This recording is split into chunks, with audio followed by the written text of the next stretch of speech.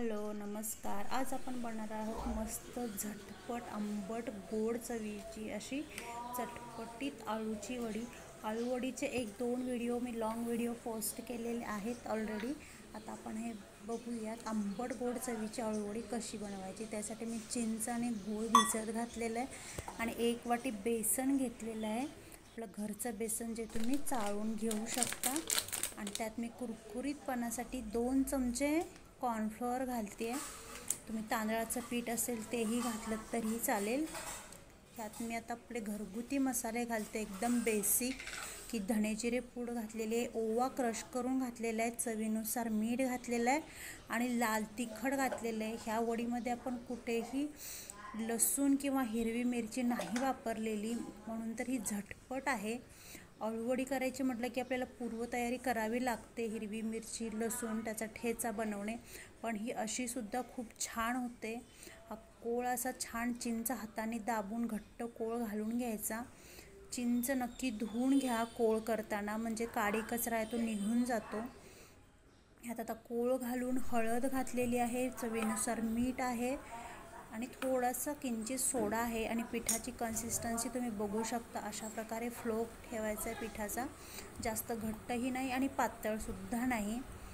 आणि मस्त फ्रेश अशी हिरवीगार कोथिंबीर घातलेली आहे आणि आळूवडीला पांढऱ्या तिळाने खूप छान टेस्ट येते। 2 चमचे पांढरे तीळ घातलेले आहेत आणि आता पान पालतं ठेवून छान असं बॅटर पानाला लावून घ्यायचं आहे एकसारखं।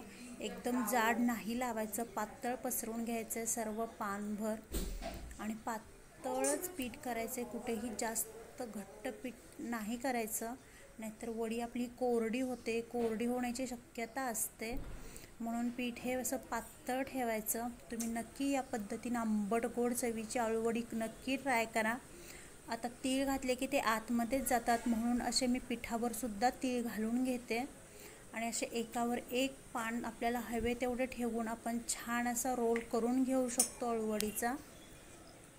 आणि पुन्हा तीच प्रोसेस वरती तीळ टाकून घ्यायचे, म्हणजे ते तीळ दिसले जातात आणि चवीलाही छान लागतात।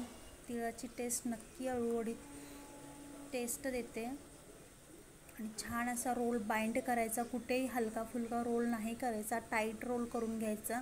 अगदी लहान मुलं आवडीनं असा रोल करून घेतात आणि अशा एकदम वड्या करून मी मस्त वाफवून घेतलेल्या आहेत पातेल्यात, तुम्ही बघू शकता। ह्या शिजलेल्या वड्या आहेत।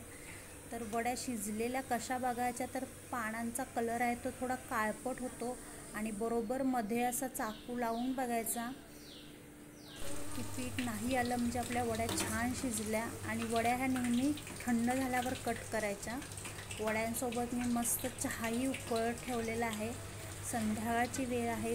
मस्त खमंग कुरकुरीत आळूवडी आणि फक्कड असा चहा, हा मेनू नक्कीच सर्वांना आवडत असेल, तुम्हालाही आवडत असेल।